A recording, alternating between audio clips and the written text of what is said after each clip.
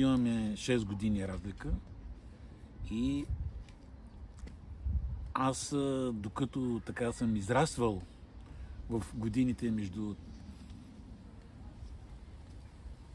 5 до 5 години, нямам спомени, но след така 5 години до 13 години, когато сме били заедно,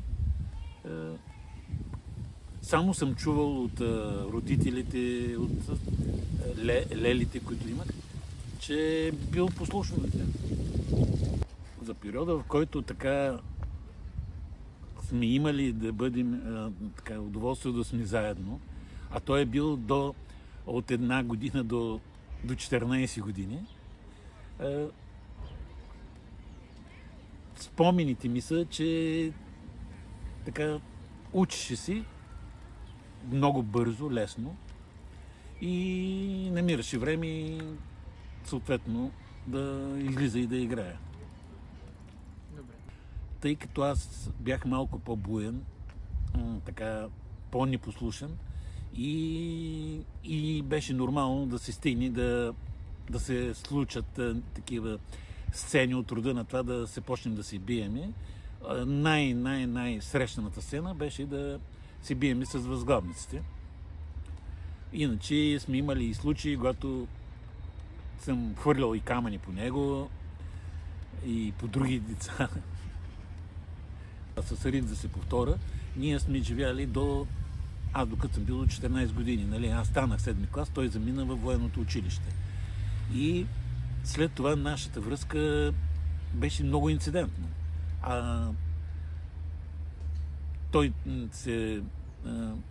Аз след това заминах в София, той беше в Пловдив и така, да се казва, до неговото идване в София, връзката ни е била по някакви поводи, семейни поводи, някакви празненства. Тук много така искам да изтъкна ситуацията, че имахме възможността съвсем случайно, 1 година, не си спомням коя беше, че бяхме заедно на почивка в Сарафово, като без да сме се договаряли предварително. В един разговор разбрахме, че той ще бъде в този период в Сарафово. В същото време ние бяхме се договорили, аз с моето семейство в Сарафово, и така имахме възможността да изкараме, мисля, че беше 10 дена там заедно, което така е случай, в който сме били заедно за целия така един период, един много дълъг период. И след това, като вече се премести тук в София, вече връзката ни стана много по-редовна. Почнахме по-често да се срещаме, да обменяме, да си спомняме така преживявания в минали години. И за мен просто това беше много приятно да се виждаме. И принципно това е неговата така голяма страст. Спомените ми са, че докато сме били заедно, се справяше добре. Точно в този период не сме имали този контакт близкия, но пък самия факт докъде стигна и как израсна сина му, Добромир, говори, че е бил така внимателен и подпомагащ, но мога да кажа как се държеше с внуците. Значи, много отзичив, отговорен, помагащ. Като на въпроса за някаква странна, забавна случка, в моето съзнание винаги е изниквала ситуацията, когато съм се прибирал така и да се виждам в Пловдив.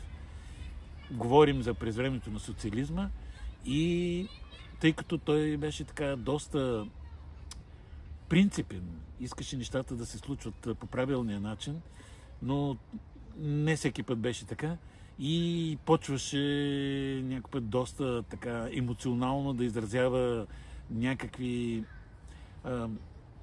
ситуации, които бяха нетипични за онова време при социализма, да критикува. И тогава баща ми ставаше и вика: тихо, тихо, тихо, да ни чуят съседите, и ставаше и отиваше и затваряше врати, прозорци. А просто мен предизвикваше се някаква такова смях. И като забавна случка, макар че ситуацията хищ не беше забавна. Най-хубавото това е, че винаги, което съм го казал, следствие на това, че бивш военен, значи, нали, след като сме вече в София, така, контактите ни са по-чести, най-хубавото е, че винаги, както и аз, съм винаги много точен, договаряме се нещо, случва се, няма така да има някакви разминаването. А трудното е, че се иска той да бъде като последна дума. За мен така чест, че ми се предостави тази възможност тук да разкажа нещо за брат ми. И като последни думи бих казал, че съм много щастлив, че в така последните години ние имаме възможност вече по-чести контакти да имаме, да се опознаеме.